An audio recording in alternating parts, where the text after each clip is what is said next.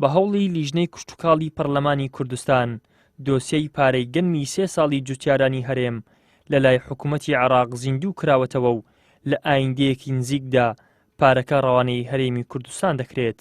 دوای ئەوەی لیژنەی کشتوکاڵ و سەرچاوەکانی ئاو لە پەرلەمانی کوردستان چوونە بەغدا بۆ پرسی پارەی گەنمی جوتیاران بۆ ساڵانی 2014 تاکو 2016 بەپێی ڕێکەوتنێک حکوومەتی عێراق ناچار کراوە پارەی جوتیاران خەرج بکات. سەرۆکی لیژنەی کشتوکاڵ لە پەرلەمانی کوردستان لە کۆبوونەوەیەکیدا لەگەڵ وەزیری بازرگانی وتی پارەی گەنمی جوتیاران بە 2 جار دابەش دەکرێت. جاری یەکەم نیوەی شایستەی دارایی جوتیاران بە بڕی 278 ملیار و 500 ملیۆن دینار خەرج دەکرێت. ڕێککەوتین لەسەر ئەوەکە ئەو گوتی ئێمە رازین ئامادەین ئەم پارەیە بدەین، بەڵام دواتریش دیارە کە سەرۆک کۆمار کە قسەی لەگەڵ کرد لەگەڵ لەلای ئێمە و سەرۆکی ئەنجومەنی نێران قسەی لەگەڵ کرد بە تەلەفۆن تەرجیعیان کرد، گوتی لەگەڵ ئەوانیش ڕاوێژێ دەکەم دواتر لەسەر میکانیزمەکەی ڕێک دەکەوین.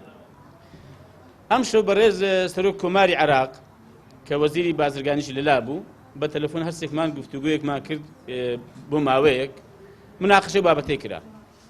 ئێمە لەگەڵی ڕێککەوتین و مەبەستم لەگەڵ ڕێککەوتین واتە لەگەڵ بەڕێز وەزیری بازرگانیش ئەمڕۆ گفتوگۆمان لەسەر کرد، ڕاوێژمان لەسەر کرد لەگەڵ لیژنەی کشتوکاڵی خۆشمان. ئێمە ئاوا ڕێککەوتین کە ئەوان وەزیری بازرگانی ئامادەی هەیە کە نیوەی ئەو پارێکە ماوە کە 557 ملیارە نیوەی ئەمە بە یەک دەفعە خەرج بکە بۆ جوتیارانی هەرێمی کوردستان ئی ساڵەکانی 2014 2015 2016 کە زیاتر لە 270 ملیار دەکات. ئەمە گوتمان زیاتر لەو ئەو پارەیە بێت. و بۆ ئەوەی دیکەش ئێمە لەگەڵ وەزیری بازرگانی لەگەڵ وەزیری بازرگانی عێراق لەسەر هێڵ دەبین گفتوگۆ دەکەین بۆ ئەو بڕێکە دەمێنێ گفتوگۆیان لەگەڵ دەکەین کە بە شێوەی ئەقسات لە ماوەی مانگێک 2 مانگ 3 مانگ نازانین چەند ڕێک دەکەوین لەگەڵیان ڕێکەوین بۆی کە ئەوەی دیکەش بنێرن. هیوادارین وەزارەتی بازرگانی عێراق کە وەکو بەڵێنی بە ئێمە داوە بە حزوری سەرۆک کۆمار ئەم شەو هیوادارین پابەند بێ بە بەڵێنەکەی خۆیەوە کە ئەوە مافێکی جوتیارانی هەرێمی کوردستانە. هاوکات وەزیری بازرگانی هەرێم ماندووبوون و هەوڵەکانی لیژنەی کشتوکاڵی لا پەرلەمانی کوردستان بەرز نرخاند و ڕایگەیاند هەر کات شایستە داراییەکان گەیشتە هەرێمی کوردستان بە میکانیزمێکی گونجاو دەست بە دابەشکردنی دەکەن بۆ ئەوەی هەموو جوتیاران لێی سوودمەند بن.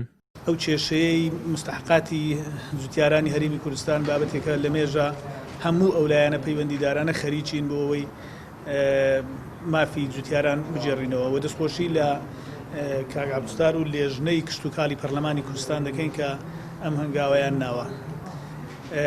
ئەو بڕە پارەیەی و بەردەوامیش دەبین لە بۆ ئەوەی کە لەسەر خەت بین بۆ ئەوەی تەواوی مستحقاتی جوتیاران وەرگرینەوە. ئەو بڕە پارەیەی کە کاک عەبدولستار باسی کرد قرارە لە ماوەی داهاتوودا بدرێتن.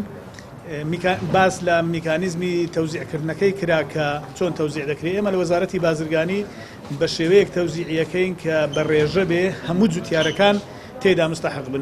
گەرچی لە ئێستادا چین و توێژەکانی کۆمەڵگا لە بارودۆخێکی نالەبار و بەدەستدایان قەیرانەوە دەناڵێنن، بەڵام سەرۆکی لیژنەی کشتوکاڵ کە هاوکات سەرۆکی فراکسیۆنی کۆمەڵی ئیسلامیشا لە پەرلەمانی کوردستان خەمخۆرانە و دڵسۆزانە بەرەو بەغدا چوو تاکو شایستە داراییەکانی جوتیارانی هەرێم دەستەبەر بکات. ئیدریس محەممەد، کەناڵی ئاسمانی پەیام، هەولێر.